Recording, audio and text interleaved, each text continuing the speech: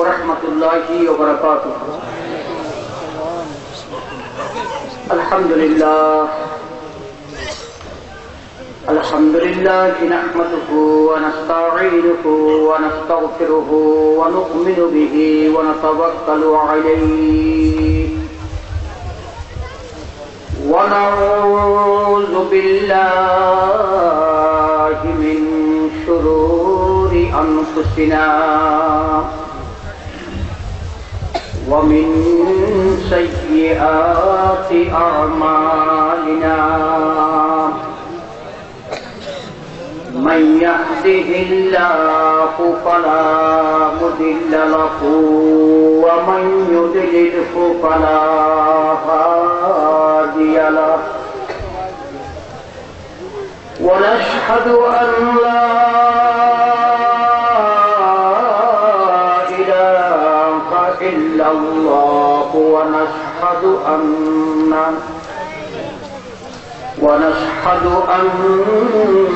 سيدنا ونبينا وحبيبنا ومولانا محمد صلى الله عليه وعلى آله وأصحابه وبارك وسلم. فقد قال الله تعالى في كلامه المجيد والفرقان الحميد: أعوذ بالله من الشيطان الرجيم. بسم الله الرحمن الرحيم. قد أفلح من زكاها وقد خاب من دساها. وقال النبي صلى الله عليه وسلم: ألا إن في الجسد مضغة إذا صلحت صلح الجسد كله وإذا فسدت فسد الجسد كله ألا وهي القلب، أو كما قال النبي عليه الصلاة والسلام: إن الله وملائكته يصلون على النبي يا أيها الذين آمنوا صلوا عليه وسلموا تسليما. اللهم صل على سيدنا ونبينا وشفيعنا وحبيبنا ومولانا محمد صلى الله عليه وعلى آله وأصحابه وبارك وسلم. بلغ العلا بكماله كشف الدجى بجماله حسنت جميع خصاله. صلوا عليه وآله. رہے میرے مسکن حوالی کعبہ بنے میرے مدفن دیار مدینہ. بلغ العلا كشف الدجى بجماله حسنت جميع خصاله صلوا عليه وآله عشق محبوب خدا جس دل میں حاصل نہیں لاکھوں مؤمن ہو مگر ایمان میں کامل نہیں بلغ العلا كشف الدجى بجماله حسنت جميع خصاله صلوا عليه وآله الحمد لله আজকে ফেনী জেলার সোনাগাজী উপজেলাধীন রাসূলপুর হিলপুর ফজল সোসাইটির উদ্যোগে আয়োজিত 2 দিন ব্যাপী সপ্তম তাফসীর কোরআন মাহফিলের প্রথম দিনের আখেরি অধিবেশনে আমরা বসতে পারলাম। আজকের এই পবিত্র দ্বীনি মাহফিলের শ্রদ্ধাভাজন সভাপতি সাহেব, দিগর মুআজ্জাজ হযরত উলামায়ে কেরাম, সম্মানিত মুরব্বিয়ানে আযম, আমার তরুণ যুবক ভাইয়েরা, পর্দার অন্তরালে ওয়াজ নসিহত শ্রবণরতা সম্মানিত পর্দানিশিনা আল্লাহ পাকের বান্দীগণ, মহান রব্বুল আলামিনের শাহীন শাহী দরবারে অসংখ্য অগণিত শুকরিয়া জানাই আল্লাহ পাক রব্বুল আলামিন আজকের এই পবিত্র তাফসীর কোরআন মাহফিলে কোরআন ও হাদিসের এই মজলিসে হাক্কানি উলামায়ে কেরাম, জাকিরিন শাকিরিন আল্লাহ ওয়ালাদের মজলিসে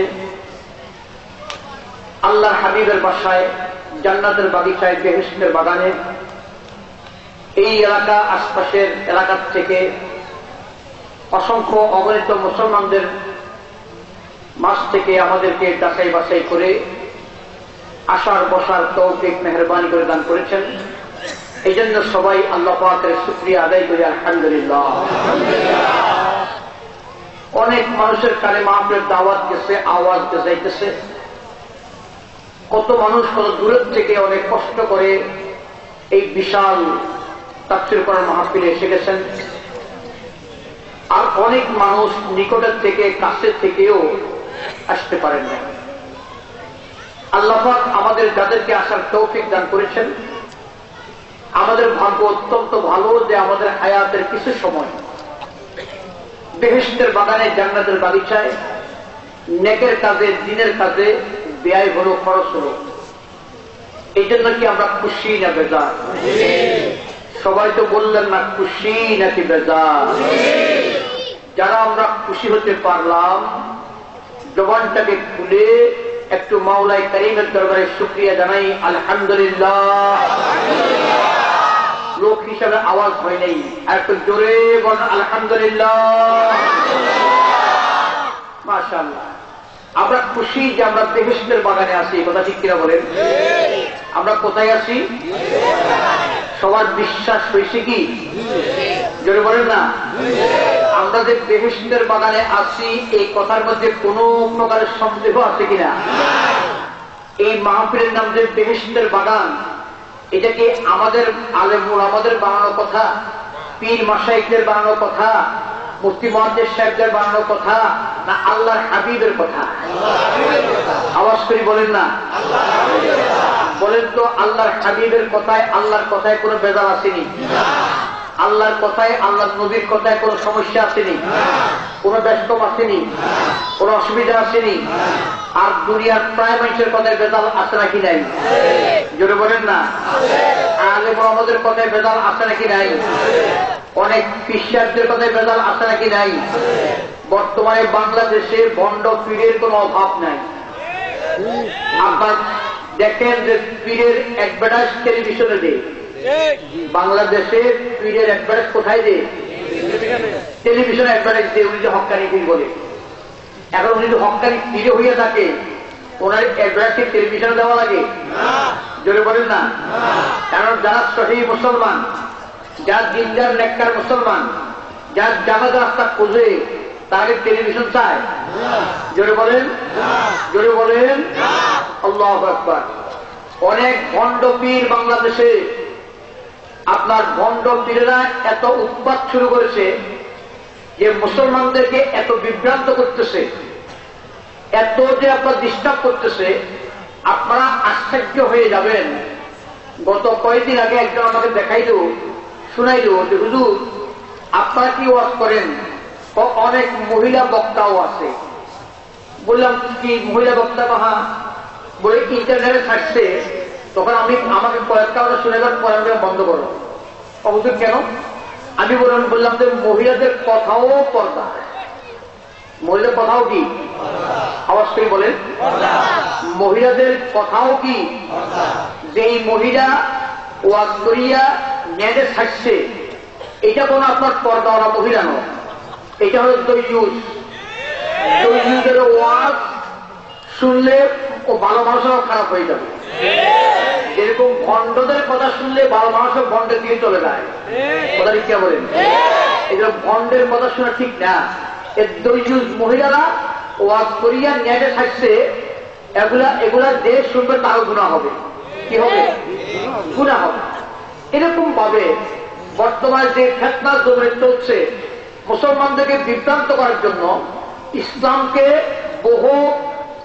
বহু ভাগে বিভক্ত করার জন্য, ইসলামের মধ্যে বেদাত ঢোকানোর জন্য ইয়াহুদি নাসারা কাফের মসজিদের এজেন্টেরা, এরা আপনার আলেম ওলামার সুরতে, পীরের সুরতে এই আপনার মহিলাদের মধ্যে বিভিন্ন ভাবে এমন টুকা ঢুকছে, এমন কাজ করতেছে যে কিভাবে আপনার মুসলমানকে বিভ্রান্ত করা যায়। কথা ঠিক কিনা বলে? জোরে বলে কথা ঠিক কিনা? এখন তো ইসলাম তো একটা ইসলাম ঠিকই আছে, মদিনার ইসলাম। এখন নতুন একটা ইসলাম নাম দিয়ে বাইরের টেলিভিশন ইসলাম, যে এইসব টেলিভিশন প্রচার করা হয়। টেলিভিশন কি করা হয়? প্রচার করা হয়। ওই টেলিভিশনের ইসলামের বড় বক্তা যিনি, বড় প্রবক্তা যিনি, এরা উদ্যোক্তা যিনি, তিনি আপনার টাই পড়া। তিনি কি? জোরে বলেন না। তিনি কি? টাই পড়া, প্যান্ট শার্ট পরা। টাই পড়া, প্যান্ট শার্ট পরা। উনি মহিলা পুরুষকে একই মজলিসে কোন পর্দা ছাড়া একসাথ করে ওয়াজ করেন। একসাথ করে কি করেন? ওয়াজ করেন। এবং উনি কোন মাযহাব মানেন না, উনি ইমাম মানেন না। উনি নিজেকে নিজে অনেক কিছু মনে করেন। তাহলে এটা কি ইসলাম? আওয়াজ করে বলেন, আওয়াজ করে বলেন। এটা কি ইসলাম হতে পারে? কারণ তিনাদের উদ্দেশ্য হল ইসলামের মধ্যে ফিতনা ঢুকানো, বেদাল ঢুকানো, এবং তারা সরাসরি ইহুদি নাসারাদের এজেন্ট। ইহুদি নাসারা কি? জোরে বলেন, আওয়াজ করে বলেন। ইহুদি নাসারা কি? এজেন্ট হিসেবে কাজ করতেছে। তারা মুসলমানদেরকে বিভ্রান্ত করার জন্য, মুসলমানদেরকে আপনার এই বহুভাগে বিভক্ত করার জন্য, ইসলামের মধ্যে ফিতনা ঢুকানোর জন্য তারা ইহুদি নাসারের এজেন্ট হইয়া কাজ করতেছে। কথা ঠিক কিনা বলে? জোরে বলে কথা ঠিক কিনা? এত ফিতনা চলছে তো বলতেছি আমরা পীর মাসাইদের কথায় বেদাল আছে নাকি নাই? অনেক ভণ্ড পীরের মধ্যে বেদাল, পুরাই বেদাল। পুরাই কি বেদাল? কথা ঠিক কিনা বলেন? নেতা নেত্রীর কথায় কোনো বেদাল নাই। কি ব্যাপার কি আসেনি? যেরকম না নেতায় যদি খবর দেয় না যে 3টা বাজে কম করে শীতের মধ্যে উঠিয়া দৌড় মারবে ঢাকা। কথা ঠিক কিনা বলেন? জোরে বলেন, জোরে বলেন। নেতায় খবর দেয় এই আপনার সোনাগাজের প্রত্যন্ত অঞ্চল থেকে আপনারা 3-4টা বাজে উঠিও নেতাকে খুশি করার জন্য উঠিয়া দৌড় মারে। রাত চিন্তা করে না, শীত চিন্তা করে না, গাড়ি ঘোড়ার দরকার নাই, এমন চিন্তা করে না। বউ বাচ্চা যদি বলে এই গভীর রাত্রে কোথায় যাচ্ছেন, নেতায় খবর দিতে যাইতেই হবে আমাকে। কথা ঠিক কিনা? আল্লাহর কথাকে এরকম দামি মনে, জোরে বল না, আল্লাহর কথাকে দামি মনে, নেতার কথারে যেরকম দামি মনে করে আল্লাহর কথা, আল্লাহ নবীর কথা এরকম দামি মনে করে না। কথা ঠিক কিনা? ডাক্তার কথা যেরকম দামি মনে করে আল্লাহর কথা, নবীর কথাকে এরকম দামি মনে করে না। কথা ঠিক কিনা বলেন? জোরে বলে কথা ঠিক কিনা? নেতা নেত্রীর কথায় ভেজাল আছে নাকি নাই? আছে তো। চেয়ারম্যান, এমপি, মিনিস্টার, প্রেসিডেন্ট, যাই বলেন, ডাক্তার, ইঞ্জিনিয়ার, বৈজ্ঞানিক, তাদের কথায় ভেজাল আছে নাকি নাই? একমাত্র আল্লাহর কথায়, আল্লাহ নবীর কথায় কোনো ভেজাল, আওয়াজ কোনো ভেজাল। আল্লাহ হাবিব বলছেন, ইজা মারালতুম বিরিয়াদিল জান্নাতি ফারতাউ কিলা ওয়া মা হিয়া রিয়াদুল জান্নাহ ক্বালা হিলাকুল যিক আও কামা ক্বালা নবিয়্যু আলাইহিস সালাতু ওয়াস সালাম। আল্লাহর হাবিব ফরমান, আমার সাহাবায়ে কেরাম যে মজলিসে, যে বৈঠকে, যে মাহফিলে আল্লাহ পাকের জিকির হয়, কি হয়? আল্লাহ পাকের জিকির হয়। ওই মসজিদটার নাম হলো বেহেশতের বাগান। সাহাবায়ে কেরাম ফরমান, হুজুর, আল্লাহর হাবিব ফরমান, আমার সাহাবায়ে কেরাম যখন তোমরা বেহেশতের বাগানে যাইবা, জান্নাতের বাগিচায় যাইবা, তখন তোমরা আসুদা হয়ে, সন্তুষ্ট হয়ে জান্নাতের ফল ফুট না নিয়ামত ভোগ করিও। হযরত সাহাবায়ে কেরাম আশ্চর্যান্বিত হয়ে প্রশ্ন করেন, ইয়া রাসূলুল্লাহ, হে প্রাণের নবী গো, আমরা শুনেছি জান্নাতের বাগিচা হলো পরকালে, দুনিয়াতে বেহেশতের বাগান পাবো কোথায়? আল্লাহর হাবিব ফরমান, সাহাবায়ে কেরাম শুনিয়া রাখো, যেই মজলিসে, যেই বৈঠকে, যেই মাহফিলে আল্লাহ পাকের জিকির হয়, ওই মজলিসের নাম হলো বেহেশতের বাগান। বলেন সুবহানাল্লাহ। তাহলে আমরা যে এখন বেহেশতের বাগানে আছি, আর কোন সন্দেহ আসেনি? সবাই বললেন আর কোন সন্দেহ আছে? এখন বিশ্বাস পুরোপুরি হয়েছে কিনা? যাদের হয়েছে আরেকবার বলেন আলহামদুলিল্লাহ, আরো আলহামদুলিল্লাহ। কারণ এই বেহেশতের বাগানে বসার কারণে আমাদের দাম বাড়লো না কমলো? বাড়লো না কমলো? বেহেশতের বাগানে কি সবাই আসতে পারে? সবাই বসতে পারে? সবাই আসতেও পারে না, বসতেও পারে না। আল্লাহ পাক যাকে দয়া করে, মায়া করে কবুল করেন, তৌফিক দান করেন, সেই বেহেশতের বাগানে আসতে পারে, বসতে পারে। আর আল্লাহ হাবিব ফরমান, মান ইউরিদিল্লাহু বিহি খায়রান ইউফাক্কিহু ফিদ্দীন। আল্লাহর হাবিব ফরমান, আমার উম্মত শুনিয়া রাখো, আল্লাহ পাক রব্বুল আলামিন যে ব্যক্তিকে ভালোবাসেন, যে ব্যক্তিকে মহব্বত করেন, মায়া করেন, আল্লাহ পাক যে ব্যক্তিকে আপনার জাহান্নাম থেকে ফিরে জান্নাতের রাস্তায় নিতে চান, ওই ব্যক্তিকে আল্লাহ পাক দ্বীনের সহিহ বুঝ দান করে, নেক আমল করার তৌফিক দান করেন। বলেন সুবহানাল্লাহ। আমরা এখানে নেক কামাই করতে আসছি না গুনাহ কামাই করতে আসছি?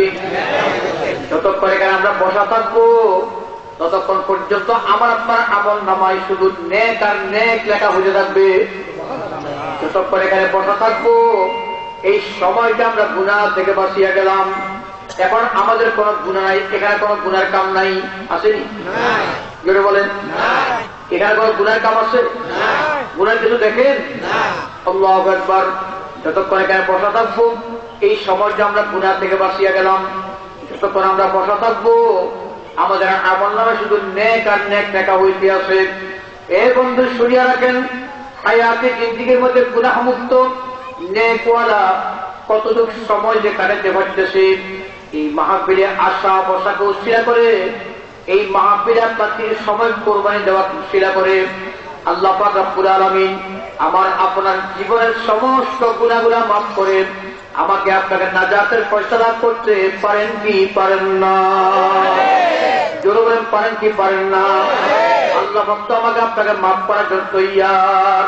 हर गोड़ी दे नेक तो तैयार है, हर गोड़ी दे नेक तो तैयार है, जो न मांगे उससे तो बेजार है, जो न मांगे उससे तो बेजार है। ए भाईरा सुनिया रखें, ए पर्दार माँ বোনরা শুনিয়া রাখেন, যুবক ভাইরা শুনিয়া রাখেন, এ বুড়া বাবারা শুনিয়া রাখেন। কি মনে করিয়া বসছেন? আমার আল্লাহ তোমার কুদরতের মাওলা, আমার আল্লাহ তোমার দয়ালু, তোমার মায়ার আল্লাহ। দুনিয়ার কোন গুনাহগার, কোন মেয়ে লোক, কোন পুরুষ লোক, কোন যুবক, কোন যুবতী, দুনিয়ার কোন ইমানদার যদি আল্লাহর কাছে মাপ চায়, আল্লাহর কাছে আপনার চায়, আল্লাহ তাকে দেওয়ার জন্য তৈয়ার। আল্লাহ তার উপরে খুশি হইয়া যান। আল্লাহু আকবার। আর যে ব্যক্তি আল্লাহর কাছে চান না, আল্লাহ তার উপরে বেজার হইয়া যান। এ বন্ধুরা শুনিয়া রাখেন, আমার আল্লাহ তোমার কুদরতের মাওলা, আমার আল্লাহ কারো কাছে মুহতাজ না, আমার আল্লাহ কারো ইবাদতের মুহতাজ না, বন্দেগীর মুহতাজ না, আমার আল্লাহ কোন বিষয়ে কারো কাছে আপনার ঋণী না। আল্লাহু আকবার। তাম দুনিয়ার সমস্ত মানুষ যদি একত্র হইয়া কিয়ামত পর্যন্ত আল্লাহকে একটা সেজদা না করে, একবার আল্লাহ কইরাও ডাক না মারে, আল্লাহর কোন অসুবিধা আসেনি? জোরে বলেন, আওয়াজ করে বলেন।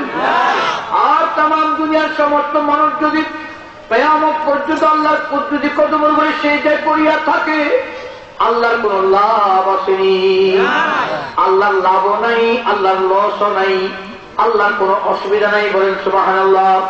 যদি আল্লাহ পাকের ইবাদত বন্দেগী করি আমাদের লাভ, না করলে আমাদের ক্ষতি, এতে আল্লাহ পাকের কিছুই আসিয়ার যায় না। কিন্তু আমার আল্লাহ পাকের নাম রহমানুর রহিম, আমার আল্লাহ পাকের নাম গফুরুর রহিম। আল্লাহ পাক বান্দা বান্দীকে মায়া করেন, মহব্বত করেন, ভালোবাসেন। আমার আল্লাহ বান্দা বান্দীকে মায়া করেন, মহব্বত করেন, ভালোবাসেন। এই জন্য আল্লাহ পাক মায়ার কারণে, মহব্বতের কারণে, আরে বন্দারে আপনার বন্দা মাপ চাইলে আল্লাহ খুশি হইয়া যান, আবার মায়ার কারণে না চাইলে আল্লাহ বেজার হইয়া যান। কারণ বন্দা মাপ চাইলে বন্দার লাভ হবে, বন্দা মাপ না চাইলে বন্দার ক্ষতি হবে। এ বন্ধুরা শুনিয়া রাখেন, বন্দার চাইলে বন্দার এমন লাভ হবে, আল্লাহ পাক বন্দাকে যা দিবেন, দুনিয়ার কোন প্রেসিডেন্ট, মন্ত্রী, মিনিস্টার, শিল্পপতি, পুঁজিপতি, দুনিয়ার কোন মানুষের তা কিছুই দিতে পারবে না। পারবে কিনা? আওয়াজ করে বলেন। দুনিয়ার কোন মানুষ আল্লাহ ছাড়া কেউ কারো গুনাহ মাফ করতে পারে? আওয়াজ করে বলেন না। কেউ কারো গুনাহ মাফ করতে পারবে? এই ক্ষমতা আল্লাহ ছাড়া কারো আছে কিনা? আর আল্লাহ পাক, আল্লাহু আকবার, যদি আল্লাহ পাক বান্দাকে মাফ করে, মাফ করতে পারে, এই ক্ষমতা আল্লাহর আছে। যদি দুনিয়ার কোন মানুষের এই ক্ষমতা নেই। যদি আপনার বান্দা আল্লাহকে মাফ চায়, বান্দার লাভ, না চাইলে কার ক্ষতি? বান্দার ক্ষতি। আল্লাহ বলেন কিছুই আসিয়ার যাবে না।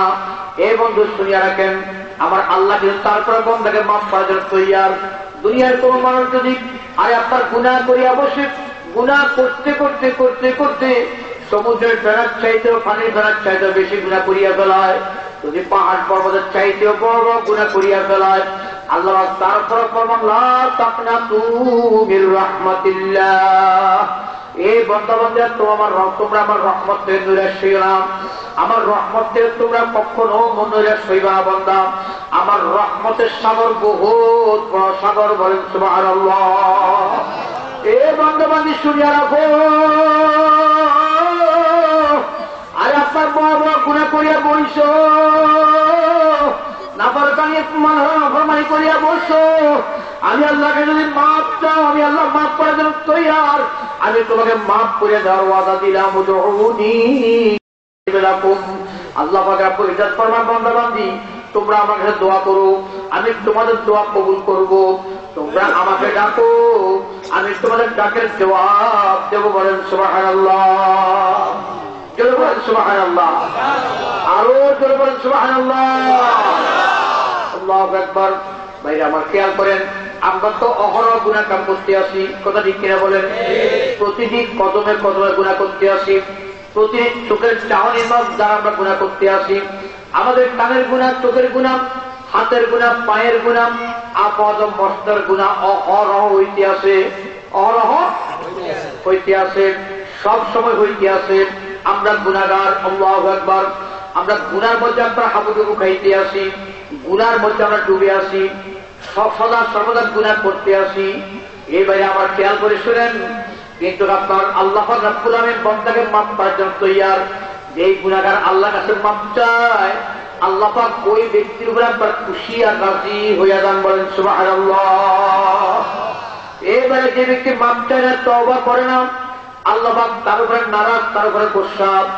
এবং ওই ব্যক্তি যখন আপনার কবরে যাবে, আল্লাহ তার উপর একবার গরম হইয়া যাবেন, আল্লাহর আযাব গজব শুরু হইয়া যাবে। ওই ব্যক্তি আপনার তখন কান্দলেও কোন লাভ হবে না। দুনিয়া কান্দাকারীর জায়গা, আখিরাত পরলোক করার জায়গা। আল্লাহু আকবার। কিন্তু দুনিয়াতে কান্নাকাটি করে না, দুনিয়াতে গুনাহ মাফ চায় না, গুনাহ থেকে ফিরার চেষ্টা করে না। মানুষ দুনিয়ার মধ্যে আমোদ ফুর্তি রং তামাশা নিয়া গুনার কাম নিয়ে আপনার হায়াতের সময়গুলা বরবাদ করতে আসে, হায়াতের সময়গুলা কাটাইতে আসে। এই চিন্তা করে না আমাদের হায়াত তোর সীমিত হায়াত। হায়াত কি জোরে বলেন না? হায়াত তোর সীমিত হায়াত, অল্প হায়াত। তাও কি পরিমাণ হায়াত, কি কত সীমিত, এটা আল্লাহ ছাড়া কেউ জানেন না। আল্লাহ ছাড়া কেউ, দুনিয়ার কেউ জানে না কার হায়াত কত। কথা ঠিক কিনা বলেন? আল্লাহু আকবার। হায়াত কিন্তু প্রতি মুহূর্ত আমার প্রতি বিদায় নিতে আসে, হায়াত শেষ হইতে আসে। একটা বরফের টাকা আপনার রাখিয়া যান, গলতে আপনি দেখবেন না, কিন্তু গলতে আছে।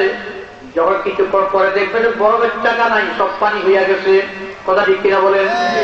ঠিক আমার আপনার হায়াতে এরকম গলতে আছে, এরকম শেষ হইতে আছে।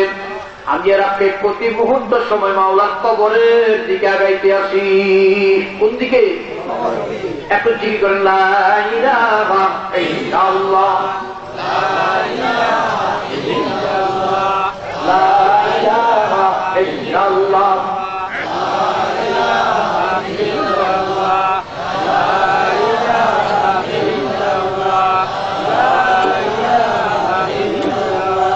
সবাই একটু আগে বসেন, একটু সবাই একটু কষ্ট করে একটু আগান।